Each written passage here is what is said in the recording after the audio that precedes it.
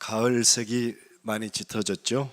산천에는 단풍이 곱게 물들고 겨울을 향하여서 옷을 갈아입고 있는 것을 봅니다.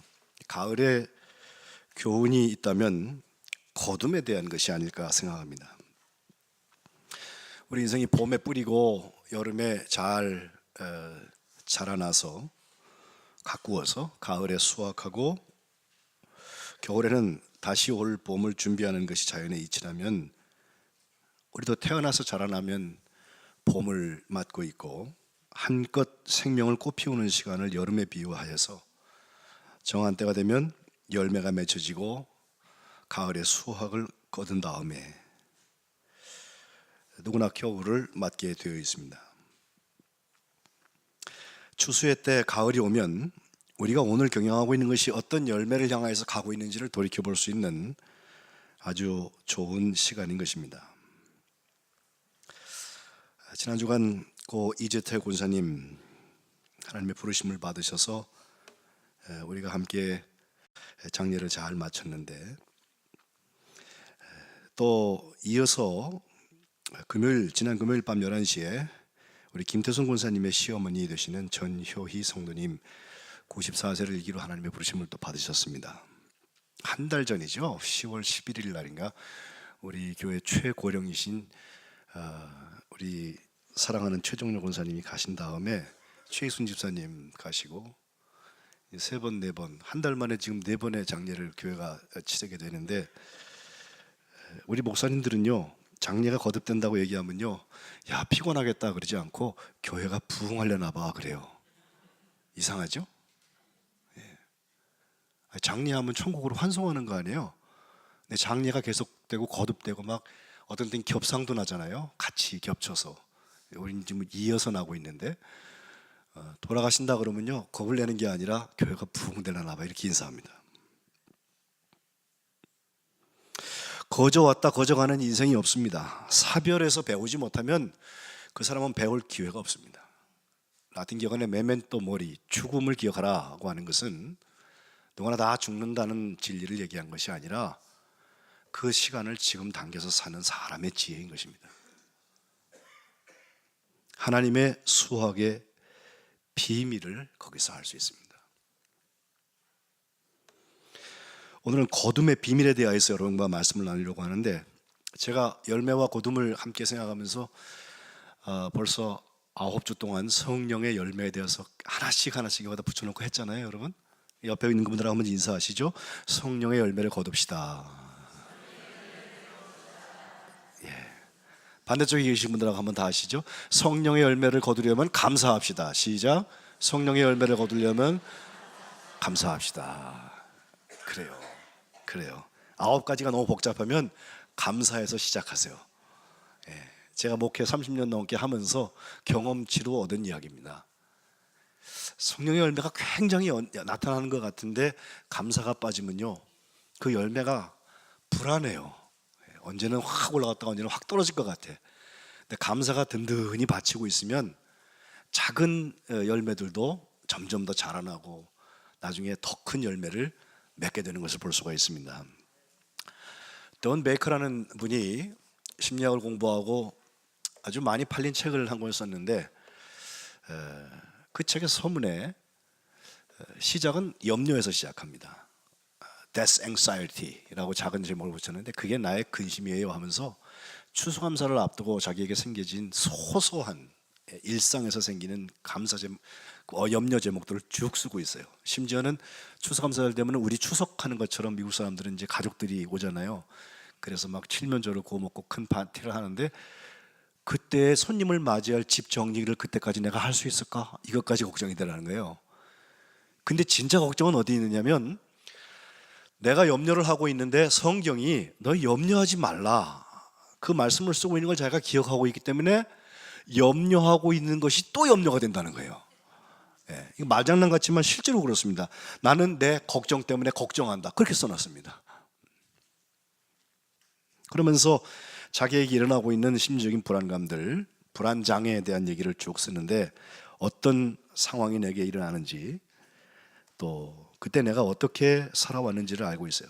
차가운 땀을 얼마나 흠뻑 흘리는지도 알고, 관절이 이유 없이 아파오기도 하고 입에 침이 바싹바싹 마르기도 하고 손바닥이 그냥 나도 모르게 땀이 흥건하게 젖어 있고 다리가 후들후들 걸리고 밤에 잠을 자지 못하고 깊은 한숨을 쉬고 있는 나, 때로는 호흡도 곤란해지고 소화불량이 생기고 위경련, 강박관념, 우울증, 이 좋지 않은 것들이 내게 어디선가 막 자라나가지고서 나를 얼마나 괴롭혔는지 그 많은 날들을 기억하고 있는데, 그 증상뿐만 아니라 이것에 대한 치유법도 자기는 안다고 그랬어요.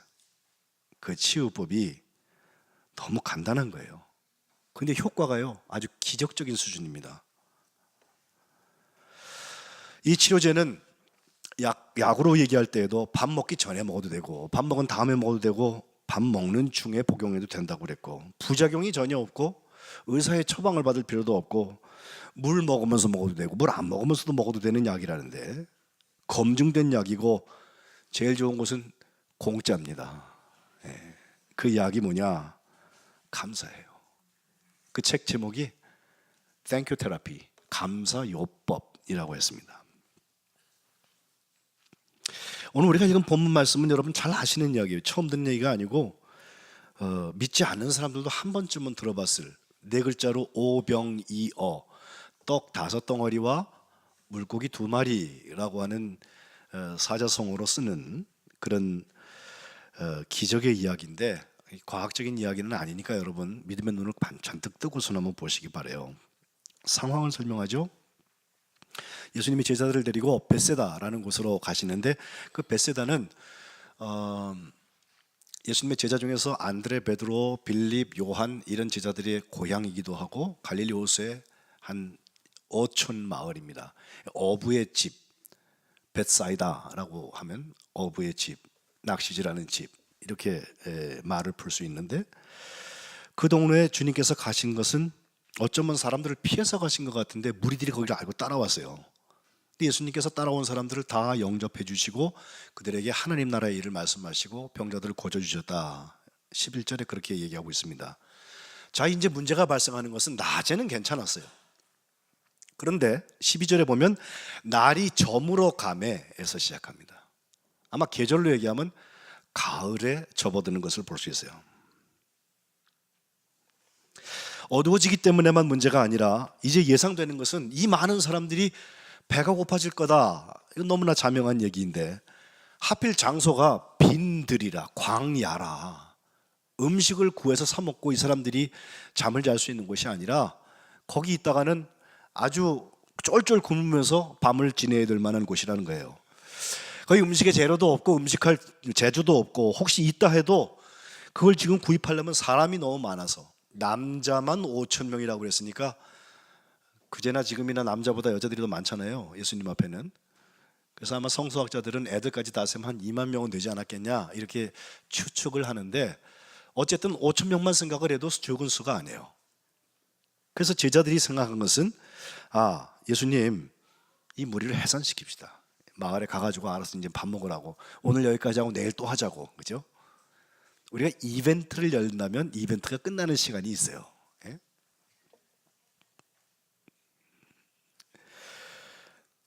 그런데 틀린 말은 아니지만 주님이 원하시는 대답도 아니었습니다. 합리적인 것, 그리고 모든 사람을 그저 편안하게 하는 말, 그렇게 하면 누구도 다치지 않고 편안하게 갈 수 있는 말, 그 속에는 하나님의 수학의 역사는 시작되지 않습니다. 어쩌면 그런 기능은 이제 사람보다 AI,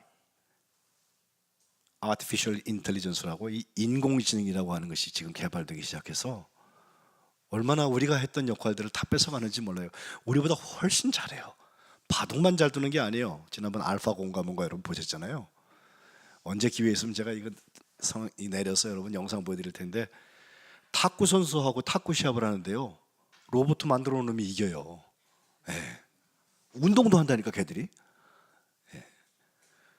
그리고 요즘에 뭐 휴먼스인가 그 드라마에 보면은 남편의 역할도 대신해 주고요, 애만 못 낳지, 또 아내의 역할도 아주 군소리 없이 너무 정확하게 잊어먹는 일도 없어요. 화도 안 내요. 돈도 안 들어요. 예? 밥도 안 줘도 돼요. 그래서 앞으로는 로봇 대여 사업이 될 거다 뭐 이런 얘기가 나오는데, 여러분 생각해 보세요. 로봇가 감사했단 말은 없어요. 그죠? 주님은 합리적인 것을 우리에게 요구하시는 것이 아닙니다. 과학적인 것의 끝을 요구하시는 것이 아니라 살아가는 것은 사람이라는 것입니다. 나눔은 생명을 나누어야 합니다. 그래서 회복되어야 될 것은 하나님의 주권이고 하나님의 일터가 있어야 되고 사랑하시는 사랑의 능력들이 회복돼야 그것이 하나님 나라를 살아가는 거룩한 백성이라는 거예요. 예수님은 해산시키지 않은 제자들을 향하여서 13절에 보면 아주 황당한 요구를 하나 하십니다. 너희가 먹을 것을 주어라. 그것도 날이 저물어가는 시간 빈들에서. 제자들의 대답은 어떻습니까? 13절 하반절에 우리에게 떡 5개, 물고기 2마리, 오병이어 밖에 없습니다 그랬습니다. 사실 오병이어는 12제자가 먹기에도 너무 부족한 양일 것입니다. 이 모든 사람을 위하여 먹을 것을 사오지 않고는 우리가 먹을 것을 줄 길이 없습니다. 한 5,000명 되는 남자들. 그런데 예수님께서 14절 하반절부터 제자들한테 하신 말씀, 한 50명씩 앉혀라. 남자들만 세도 한 100무리가 되지 않겠어요? 50명씩 앉히면 5,000명이 되려면 100무리쯤 앉을 거 아니에요. 전열을 정비하신 후에 16절에 제자들과 예수님의 전혀 다른 모습이 나와요. 16절은 이렇게 말합니다. 그 떡 5개와 물고기 2, 요거 밖에 없습니다 하는 그것을 주님께서는 갖고 하늘을 우러서 축사하셨다 그랬어요.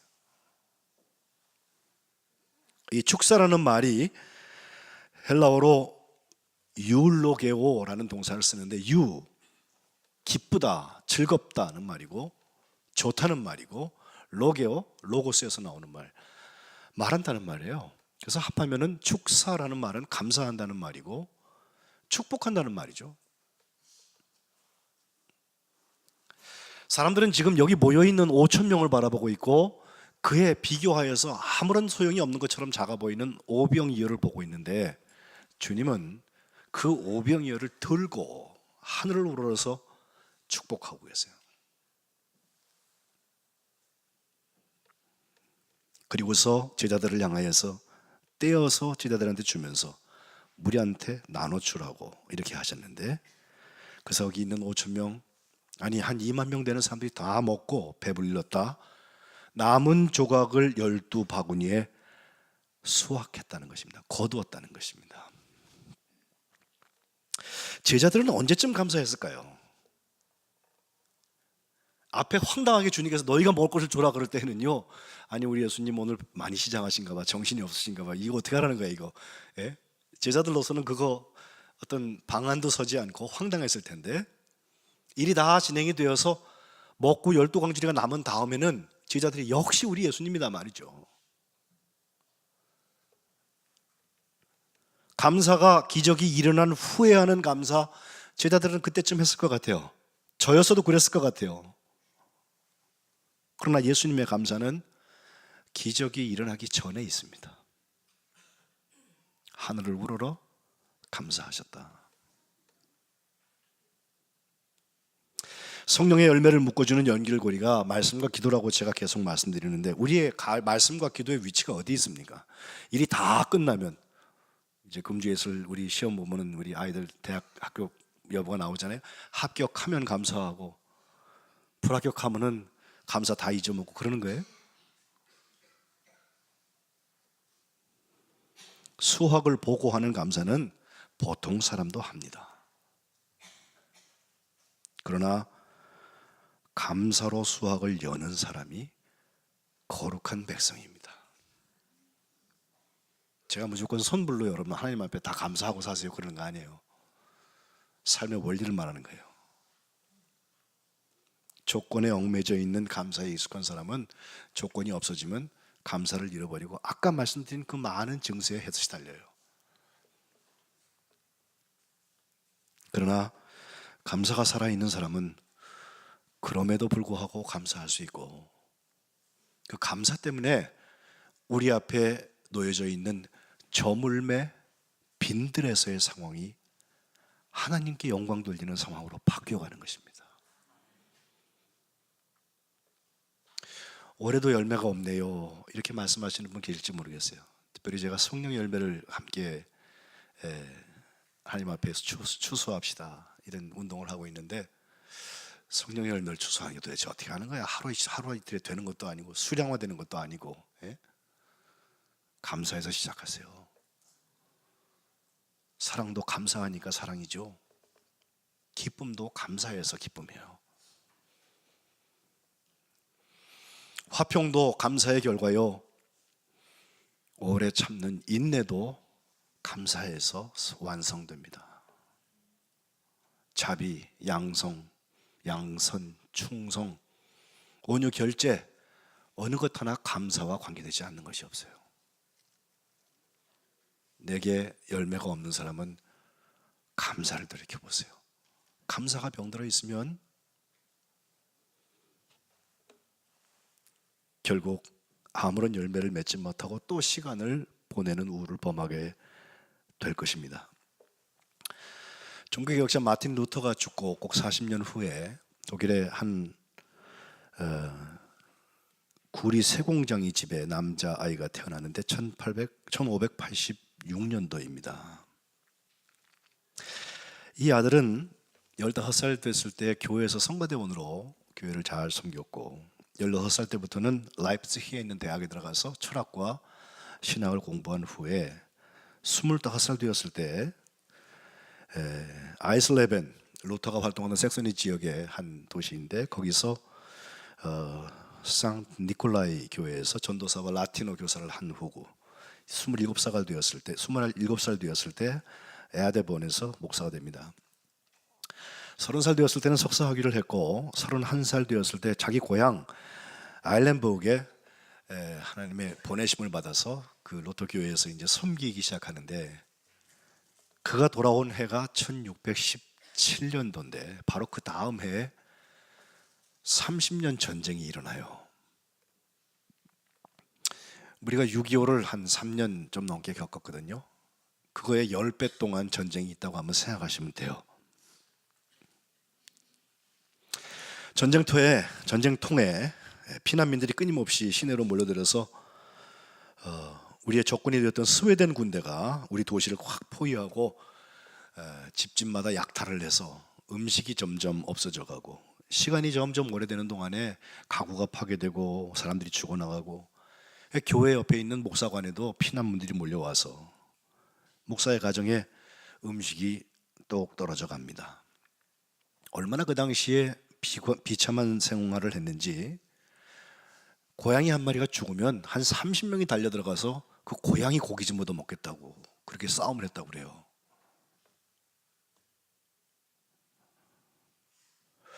매일 수십 구의 장례를 치러야 하는 어려움도 있었습니다. 설상가상 전쟁이 한 20년쯤 되었을 때 1637년도 중심으로 해서 흑사병이 그 마을에 전염병이 이제 들어왔는데, 페스트라는 거죠. 무려 8,000명이 사망했고, 자기와 함께 일하던 목사들도 병 걸려서 죽어갔습니다. 이 마틴 리커트 목사가 혼자 살아남아가지고서 어떤 날은 50명을 장례를 했대요.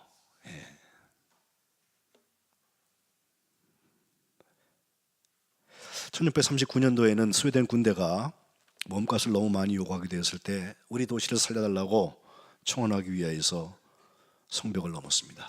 목사님이 교우들을 데리고 한 3만 불 준비해 가지고서 들고 와서 이걸로 우리의 생명을 살려달라고. 장군이 동의할 리가 없죠. 그러니까 나를 따르고 있는 교우들을 향하여서 나의 자녀들아 여기 와라. 사람들에게는 아무런 반응도 자비도 발견할 수가 없구나. 이제 하나님께 피하자 말이죠. 거기 다 무릎을 꿇고 하나님 우리를 살려주세요 간절히 기도할 때 적군이던 스웨덴 장군이 회개하고 2,000명의 난민들을 살려줬다는 것입니다. 얼마 안 되어서 30년 전쟁이 끝나게 되었습니다. 링카르트 목사의 생애가 참 슬프고 고통스럽고 장례의 연속이었지만 그가 남긴 위대한 찬송곡 눈 땅케트 알레코트, 모두 하나님께 이제 감사하자. 우리가 오늘 예배 시작에 부른 66장이에요. 그의 찬송은 감사가 병들어 있는 사람들에게 어떻게 하는 것이 감사를 통하여서 하나님의 수확을 할 것인지 분명히 보여주고 있습니다. 이제 모두 하나님께 감사드리자. 마음과 입과 손을 다하여서 하나님은 우리에게 끝까지 위대한 일을 행하신다. 어머니의 자궁에서 또 요람에서 오늘 우리에 이르기까지 헤아릴 수 없이 너무 선한 일을 행하시는 분이 하나님이시다. 영원히 풍성하신 하나님은 우리의 삶에 언제나 기쁜 마음과 고귀한 평화를 주신다. 그분의 은총 속에 우리를 계속 유지하시고 어디서나 우리를 모든 궁핍에서 구하신다. 찬양과 존귀와 경배가 가장 높은 하늘의 보좌에 앉아 계신 성부 성자 성령님께 있으리라. 한 분 하나님은 태초부터 삼위일체셨고 지금도 그러하고 앞으로도 언제나 그렇게 하실 것이다. 그의 삶의 일기를 보면은 이 이야기하고는 전혀 맞지 않는 삶의 현장에 있었어요. 목회가 다 잘 되고 평안하고 그저 기쁨이 있어서 하나님께 드리는 감사가 아니라 내일을 기약할 수 없고 아마 지옥 같았을 것 같아요. 예?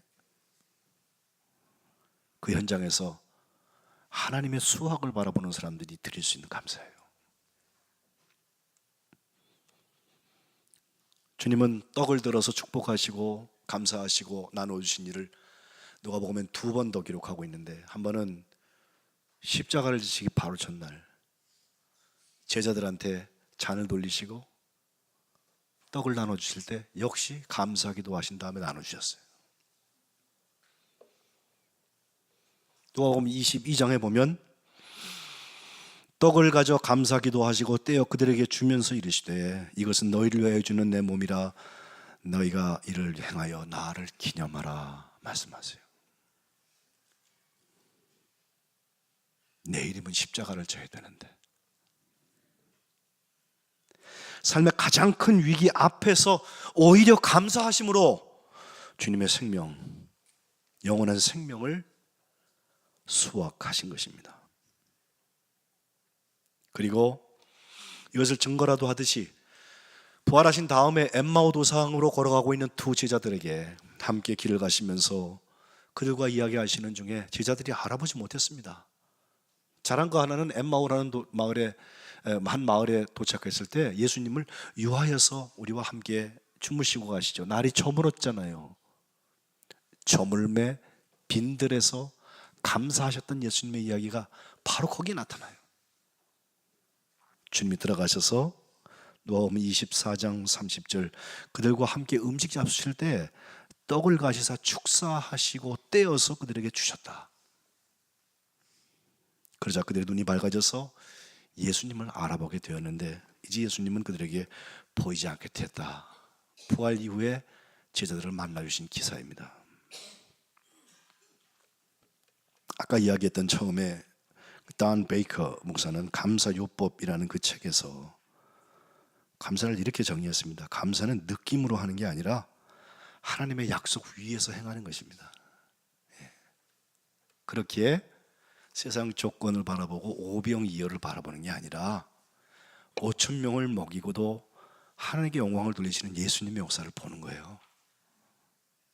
감사는 환경을 변화시키지 못하지만 나의 태도를 변화시킨다고 그랬어요.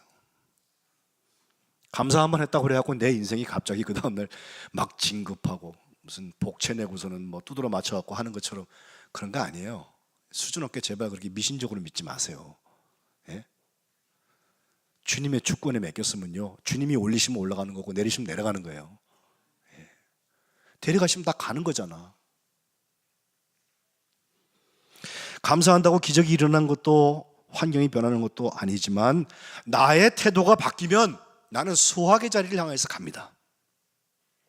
그 마음이 하나님께서 원하시는 삶을 살게 될 것입니다. 그리고 그 감사가 우리들을 하나님의 시간표에 맞추게 한다고 그랬어요. 때를 아는 지혜, 수확의 계절에 하나님의 영원한 생명을 누리는 우리 축복된 성민교회 되시기를 주님의 이름으로 축복합니다. 성령의 열매를 맺으려면 감사해서 시작하십시오. 결국 수확하게 될 것입니다. 눈물을 흘리며 씨를 뿌리려 시작하는 반드시 거두리로다. 기도하겠습니다.